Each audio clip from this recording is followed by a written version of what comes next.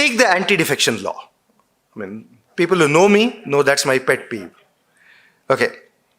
So, there were actually many legislators who were induced to quit their parties through various incentives. And they shifted parties, governments fell. There is a lot of public disgust at this. In fact, you might have heard the name Ayaram Gayaram, and that comes from a legislator in Haryana called Gaya Lal, who defected 3 times within 1 fortnight. Okay. So, in 1985, this reason was taken and the constitution was amended to add the 10th schedule, which effectively says that so parties, when there is a vote in parliament, they issue directions. That's what's called the whip. And they say you vote yes, you vote no, or you abstain. So if you act contrary to the party's direction, so if they have said yes and you either abstain or are absent or say no, any of those cases, you can lose your membership to Lok Sabha or to Rajya Sabha or whichever legislature. So you're kicked out. So you lose your membership to that place. That's what the 10th schedule in summary says. Okay. I have, of course, not gone into all the details. The expectation was that once you do this, they will follow the party and they will stop defections. But see what it has created. And I'm going to list a number of them, including very conceptual problems. Okay. My first conceptual problem is we have to understand what exactly is a member of parliament. What is the representative role of an MP? And there are broadly, from what I know, 2 broad theories of what an MP is. One goes back to Edmund Burke, and for people who are interested, just Google it. It's a 4-page document, nicely written. It's called, I think, it's a speech to the electors of Bristol given in 1776 by Edmund Burke, where he explains this. And his argument is that you have elected me. My job here is to represent the interests of England. And of course, he was representing the Parliament of England. Okay. And it is not to represent just you. And he goes on to say that it is my duty to exercise my judgment and not just follow what you tell me to do. Otherwise, I'm letting you down. And I would say, think of a doctor. When you go to a doctor, you expect the doctor to exercise his or her judgment and not say, I go and I say, give me paracetamol, and the doctor gives me paracetamol. No, they're not supposed to follow my direction. Right? That was his view. A different view, which has been attributed to people including medicine, is that it's called the Delegate Model. It is that the representative is essentially the delegate of the people who have elected him and has to act in their interest, and therefore is essentially the mouthpiece of the constituency in the larger place. In India, we have subverted both these ideas. We have effectively converted the MP to be a delegate of the party, okay, not of the constituents and not an independent representative. Let me just give you a simple example. Let's suppose there is a bill that regulates fishing. And let's say there is an MP who believes that this is not appropriate. And also this bill adversely affects people in the constituency. But the MP belongs to the treasury benches. Its bill has been moved with the government. Government has issued a whip. Now the MP fervently thinks it's harmful for his constituency. MP thinks that there are issues with the bill, but the MP has no choice but to vote for it. I have come across one very interesting episode, which was a bill on contempt of court amendment. The bill said that it had defined what's contempt of court and actually said that truth is not necessarily a defense. Truth is a defense, but you should also not have malafide intentions and it should be in public interest, whatever you're saying. So just because it's true, it's not, unlike defamation. One of the MPs, Varkala Radhakrishnan, who was a senior MP from Kerala, this was during UPA 1 period when the left was supporting the government and he was part of that because he was a left MP. He, senior lawyer, I guess, he knew this was wrong. So he stands up and he says, "Sir, I rise to support the bill." It's a lovely speech, some 7-8 minutes, it demolishes the bill. And then he says, "Sir, therefore I support the bill," and sits down. But if there had been a vote, he would have had to vote for it, otherwise he loses his membership. So we have finished that off. Second, so this is the representative role. Second, what is the role of parliament? Is to hold the government to account. In fact, if you read in the draft constitution when it was introduced, Ambedkar explained the difference in the introduction speech between presidential form and the Westminster model. And he explained saying that in the presidential form, there is high level of stability, but there is lesser level of, he used the word responsibility, what we today call accountability. So for example, Donald Trump, regardless of his approval ratings, could not be removed except through impeachment for proven acts of high misdemeanor or whatever they call it, or high treason, etc. Just because he no longer has the support of a majority of people is irrelevant. He is there for 4 years, or any president. Whereas in a parliamentary form, any day, a no confidence motion, majority of MPs, you go. So that is a higher level, lower stability, higher level of accountability, which is enforced by parliament asking questions, parliament moving motions, parliament moving adjournment motions, and of course a big option of a no confidence motion. And Ambedkar's contention was that India needs a higher level of accountability at this stage, at the cost of stability, because they are two opposing things, and that's why we have chosen this. What we have done with the anti-defection is gone to the root of it. We have kept the Westminster model, but removed its core idea of higher responsibility, because every person has to vote whatever the government says and can't vote against the government. And by definition, whoever forms the government has a majority in the House. So we'll win every motion. Look at the UK Parliament, because we follow that. Many votes the government loses. Not a majority, obviously, but there'll be enough votes that the government loses. And why is this happening? It's, I think, because the anti-defection law. I can go another 10 minutes? Okay. So we understand, because the anti-defection law does not understand the character of political parties. Okay. What are political parties? They are a set of people who have broad ideological agreement. So if you take Democrats in the US versus, I'm taking the US because it's clear there are two major parties, Democrats and Republicans. People who have a certain broad outlook of ideology will join Democrats, certain others with a different outlook will join Republicans. But within them, on many issues within Democrats, there will be disagreement. On many issues within Republicans, there will be disagreements.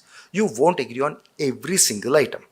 But by anti-defection, by putting them on every vote, you have assumed that once you are part of the party, you have agreed on every item you're all in agreement, and therefore the party votes as a block and you're not voting as an individual member. I'll take another example. There was a vote in 2011 on whether we should allow FDI in retail. Because it was moved by the Congress party, by the UPA, every one of the Congress members, 206 of them, said yes, and every one of the 116 BJP members said no. Do we really believe that all 116 BJP guys thought we should not allow FDI in retail and all 206 Congress people said yes? No, they didn't have a choice. So what happens because of this? This removes the accountability mechanism of representative democracy. So now why is the government legitimate? The government's legitimacy is because, as we said, government is accountable to MPs. MPs in turn are accountable to us citizens.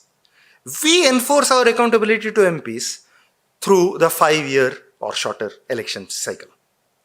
We can vote out an MP every 5 years. An MP knows that, so the MP is accountable to us, and the government is in turn accountable to MPs. That's how the government is accountable to the people. Now, when the MP comes for re-election and you ask the MP, but on this thing I don't agree, why did you vote? The MP will say, well, I agree with you. I don't believe in this, but I didn't have a choice. I would have lost my seat. So you have actually cut that whole accountability mechanism. That's the third big issue. The fourth issue is it centralizes power within political parties, right? And actually, I would contend that a lot of party splintering is happening. We have so many parties because you have centralized power so much that if you have a different opinion, you have to actually get out of the party. You can't argue within the party and go up. So that is another consequence. Okay. Fifth is coalition governments. Okay. When there was a coalition government, at least the other political bosses had to be taken on board. And there have been attempts and there have been suggestions to fix what people call this as a loophole and say that coalition can be issued a whip together. Fortunately, that's not yet there. And finally, the law really doesn't work when it comes to the crunch. Okay.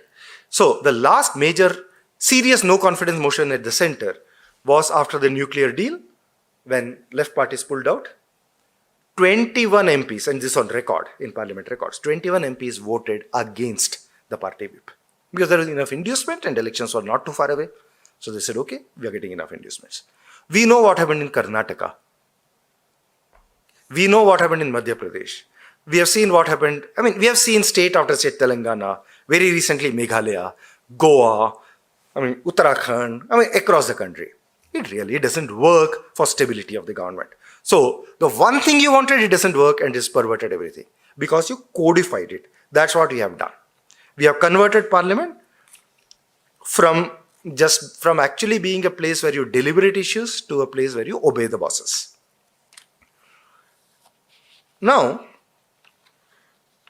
my last point on this is we are in an exclusive club. Like I showed that map, which was a map of good people. We are in a club here. The other people in the club, for whatever I could figure out, are Bangladesh, Pakistan, Guinea, Sierra Leone, and Zimbabwe. So India is the only other member. So that's the club of countries which have an anti-defection law of the type we have. Okay. Incidentally, the reason I put this up is if there is political instability and anti-defection law is coming into place, and you want to make money, invest in resorts. So that's some generic photo of a resort which I pulled out from the net. Okay. Now, every decision of the parliament is decided by a vote. We have built a convention that we first have a vote which is a voice vote, and so speaker will say those in support say aye, those against say no. Speaker will say, oh, the ayes have it, more people are saying yes. Anyone can challenge. If it's challenged, you have to have what is called a division, where there's a recorded vote, and that's sort of a thing. If you have watched Lok Sabha TV, at the end of a division that happens. The problem is we rarely do it. We have done it for less than 10% of votes in every Lok Sabha in the last 4 or 5, for which we have seen. Why is this important? Well, if I want to I live in the parliamentary constituency of New Delhi, which is my MP is Ms. Meenakshi Lekhi. She's of course now a minister, but before that she wasn't. If I ask her, why did you vote on something on this way? She's no longer accountable to me. That's the anti-defection part. But because there's no recorded voting, I don't even know how she voted.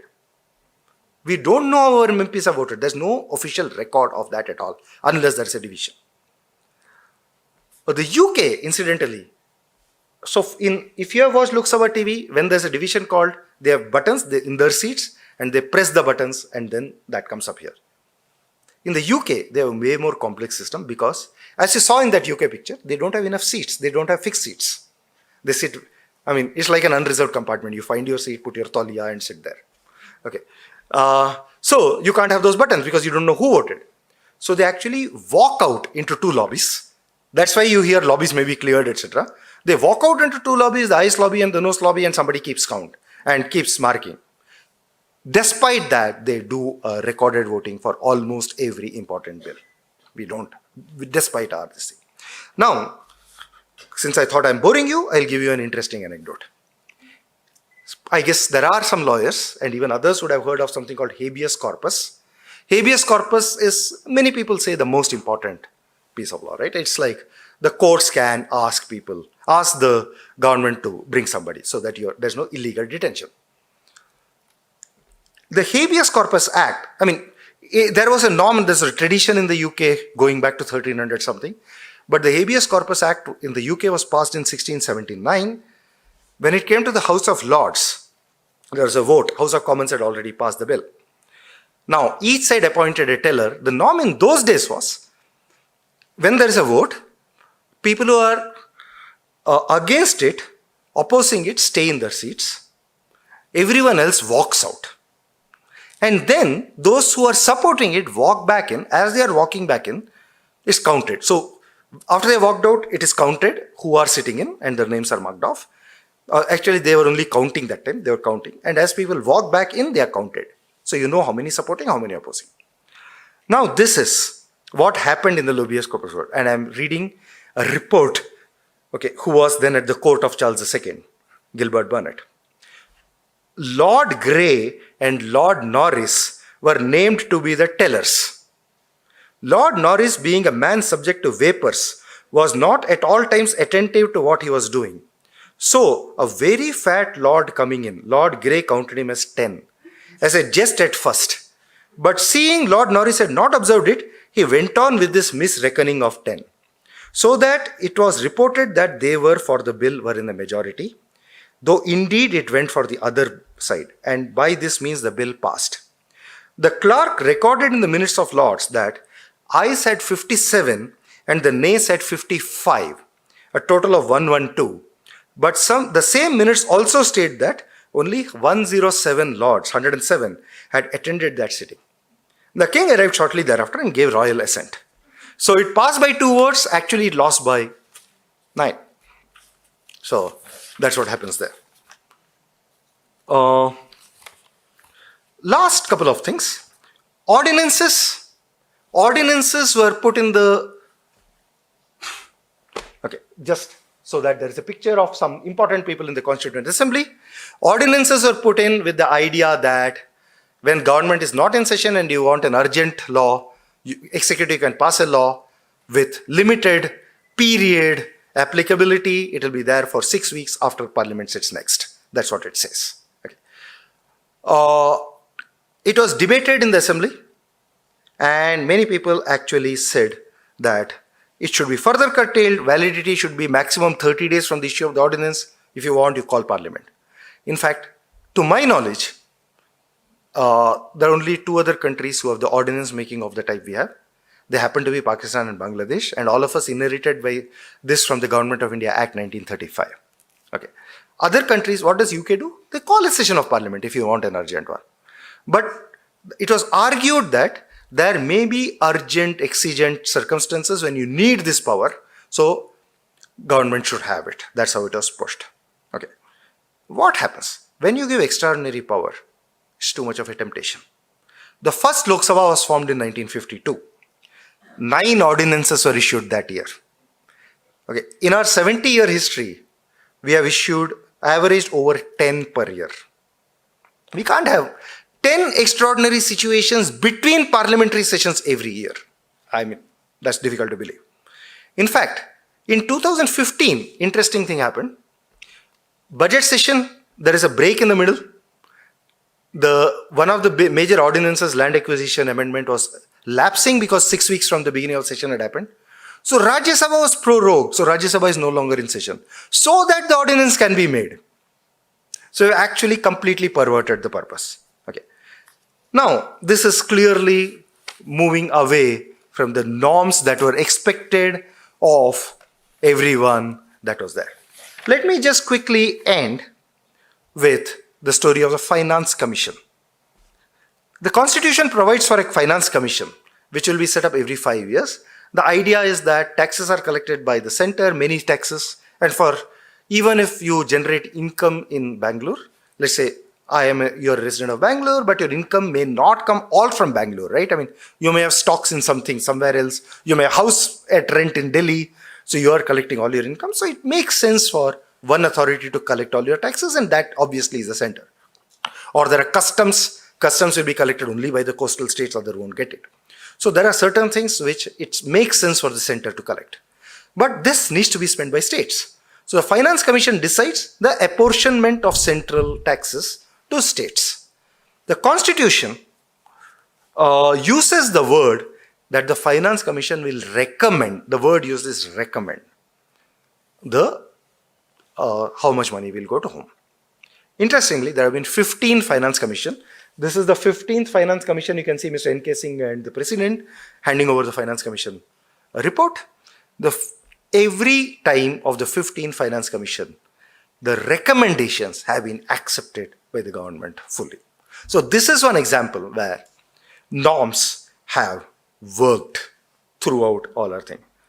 So my contention is that for us to move forward, not just in the legislatures, but in governance everywhere, we need to establish norms and we need to make sure that we build these norms and we hold ourselves to it.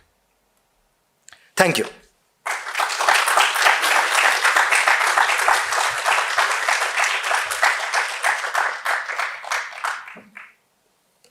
So we're just going to have a quick Q&A. I'm sure the audience has many questions and there'll be a mic. Hi, thank you for the lecture. I think that was really interesting. So my question is, the courts of law in India, a lot of laws in India, they recognize customs as a part of law. So do you think there is any merit to, having enforcement of these norms that you speak about? If there are actually deterrents that are enforced by courts to give effect to these norms that you discussed? I don't have a very clear answer for the simple reason it depends on what. And in many cases, for example, the anti-defection was my classic example. If you codify, you get into trouble. Right? Or let's say number of days parliament has to meet. What will you do? Let's say parliament says 100 days, meets 33. What will the Supreme Court do? Will they dissolve parliament? What will they do? How will you, I can't think of a deterrence mechanism. So I don't have a solution. So the only solution is that we need to start respecting these norms. As a society, all parties, we need to say that we need these norms, we need to meet more often. In many of these cases. For example, one of the areas where we have been trying to push is recording the votes of MPs, because it's very easy. All I need to do is to convince actually one, but let's say 5 or 6 MPs to form a group saying that we will ensure that all votes are recorded, because the rule says that any MP, if one MP challenges the speaker's voice vote, you have to record. So all you need is one MP every time says, well, I want a vote division. That's all you need, and the norm builds up. But somebody has to build the cat. So codification in some instances will also be problematic. And frankly, courts getting into policy and political issues we can get into deep trouble. Because political issues are about how do you manage and how do you navigate a lot of societal, divergent interest within society. Courts can't do that. That's the job of politicians, and they do a very important role there. They should figure that out. So, for example, I go back to the anti-defection. Why do people defect in India, and how often have you heard a Democrat or a Republican crossing the line? Or a Labour or a Conservative Party person crossing the line? Rarely. Because they have a norm about parties. They believe in a particular party. So parties have to develop their own norms and get people to stay with them. That's what I would say. Right. Any other question here, Smita? Yeah, you gave a very good example of the perils of codification, but are the norms and conventions documented for public to be able to understand? And perhaps with public awareness, would it help in enforcement in any way? Do you think so? I mean, pardon my ignorance if there is such a documentation I'm not aware of. That can't be, right? The very idea that they're norms means they are unwritten and unsaid. So if they're documented, they no longer become just simple norms. Then they become codified. So however much you codify, you'll need more norms. Just think of normal society, right? I mean, you will not codify that you need to be polite to people. But if you want society to progress, we need to be polite to each other. You can't codify. That's my whole argument, that you may codify some, but there'll be still a lot which you can't codify. So we need to get to those. Could there be a subtle difference between codification and mere documentation? No, how do you document? That's the problem. What do you document? Maybe just narrative or Yeah. book or. So it won't be authoritative. It will be somebody writing about it, which people can write. Can we expect norms really to be followed when we have such a high percentage and an increasing percentage of parliamentarians with a criminal record? Shouldn't that be the first norm? Yes and no. In the sense, yes, that should be a norm. I don't like that, like many other people. But people are electing them for whatever reason. There is a choice for voters in a constituency to vote against them. They are not exercising that choice. So they should actually have a norm that we won't elect them. You can codify. There is a codification that anybody who is convicted cannot contest. That is the rule. That is the law. The problem is there are people who have charges against them, so they are technically innocent because we believe in an innocent until proven guilty system. Though public belief may be that they are actually guilty, but a court has informed them that. I mean, that's the situation, right? All the people who are called criminal records actually don't have criminal records. They have criminal charges. They have not been convicted because the Representative of People's Act says if you're convicted of anything which carries 2 years or more, then you're disqualified and you're disqualified for 6 years after your sentence ends. That's why, for example, Shashikala cannot contest an election because because it also includes Prevention of Corruption Act. So that's the problem. So we need to, as a society, say we won't vote for them. But there are good reasons why they do. So I would suggest actually a nice book by Milan Vaishnav, which is called Why Crime Pays. It's about Indian system of why do people elect those who people there's a fairly widespread belief that they have criminal antecedents, but still people vote for them. So that would be my way of thinking about it. Let people vote against them. Because elections are by and large free and fair, by and large.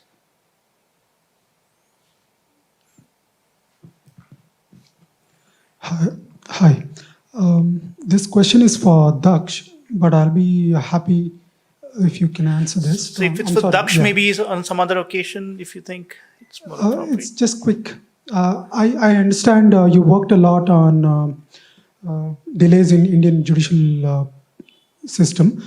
So have you also worked on the unreported cases and that data, and what are the norms to deal with such cases? Is there any mechanism or process? Absolutely. We have studied it. Happy to connect with you after this event to talk more about it. Thank you. Anybody else? Alok? He also came a bit late. I came late, so as I tend to do. No, actually, this is a little bit of a response and adding something. And also, I wanted to ask one question. So this idea of documentation, I remembered something very interesting. In the UK, there is something called the Lassels Principle, which is when the king should dissolve the parliament. And this list of 3 principles is actually not codified. It's not in a textbook. It originated from a letters to the editor by an anonymous author. The anonymous author was actually the secretary of the king, called Tommy Lassels. For those of you who want to see this, watch The Crown. I think if you have seen The Crown, you will know it's a very, you'll know who Tommy Lassels is. But here is an example of what the gentleman was asking, of not a codification, but a documentation of something that has actually become practice. But my question was more about the role of the MP. You gave 2 theories, and I think there is a third theory which is emerging in India. And I just wanted your take on this. The third theory is that the role of the representative seems to be to shield the voter from the Indian state, or negotiate with the Indian state on behalf of the voter. And when you think about it in that, when I'm seeing, what you just said about the role of the MP and just the point about criminal politicians you made, perhaps the role of the MP, some new third theory which is coming in India, which is that we see this representative as our defense, our protection, our agent with the Indian state. Thank you. I agree with you that many people see them as that. Essentially, there is the Mughal king in Delhi, and the MP is your zamindar trying to get as much as he can and negotiate for you. It's essentially a feudal way of looking at things. And that doesn't go with at least what we think the Constitution of India aspires to do. Okay. So that view will fall afoul of the constitutional vision of things, but that is the way I will agree with you that it's getting practiced, unfortunately. I mean, I don't like it. This is more of a comment. I think with the UK, they don't have a written constitution, right? So the whole idea of norms and conventions works better because everything is pretty much convention driven or common law driven. So without a written document, I think it may not be fair to compare the two democracies, as it were. So that's one comment. Second, I think in terms of norms and convention, you're also believing in the fundamental goodness of people. I mean, this whole, we have to be polite to each other. That's the right thing to do. We presume that we're all good people, want to live in a society of a certain kind. So that goes back to the comment on criminal backgrounds, right? So we have to have people who are interested in, or at least believe in the Constitution on Constitution Day, who want to become parliamentarians. If that basic good faith is not met, then how are you going to try and achieve all these other higher norms and conventions that go with the objectives of the Constitution, right? If that is not there, then all of this sort of falls away. Yes, but then the whole idea of the Constitution falls away. Which is why I think, Yeah. the couple of comments later Yeah, was that we which should is- have no, so a written we- constitution. Yeah, but even with a written constitution, if people don't follow the norms, what do we expect? The courts to put everybody in jail? Courts don't follow, what do we do? I mean, see, this is a never-ending thing, right? I mean, we have all, DAKSH has been documenting the way courts have been failing. So what after that? Like when the Lokpal was being proposed, my biggest conceptual problem was, well, if Lokpal does something, who? You have a super Lokpal. There's super Lokpal. I mean, somewhere you have to say the Speaker of Lok Sabha is somebody where the buck stops and the person behaves according to the norm set up. The President of India behaves according to certain norms. If we have to elect such people there. If we don't, we are in trouble. And I think that is why we are in trouble. We can't have them written down. And back to the UK thing, well, they do have an unwritten, but they do have a written. I mean, many of the acts of parliament are seen together as constitutional. And therefore, but even the US or Australia or Canada, many of these norms are followed, which we do. And we have followed them. For example, the chairman of the PAC, Public Accounts Committee, the chairperson, has always been an opposition member. It's not written down anywhere, but we do it. We have also breached it we have not officially breached it. For example, in West Bengal, the person elected on a BJP ticket who has actually moved to Trinamool, but as soon as was elected on a BJP ticket was made the PSC chairperson, so is technically an opposition member, has moved here. Anti-defection, since Andhra Pradesh, during the last government, TDP government, there were 4 ministers who were members of YSRCP who defected, but the speaker refused to hear the defection agreement and they were made ministers by Mr. Naidu. So they were officially members of the largest opposition party and ministers at the same time. What do we do? So, it's written, it's hard coded in the Constitution. What do we do if people don't follow? That's the problem. So, only way forward, I would say, is we need to develop the good behavior. If we don't, we are in trouble. And I think we are in trouble. I think Mr. Madhavan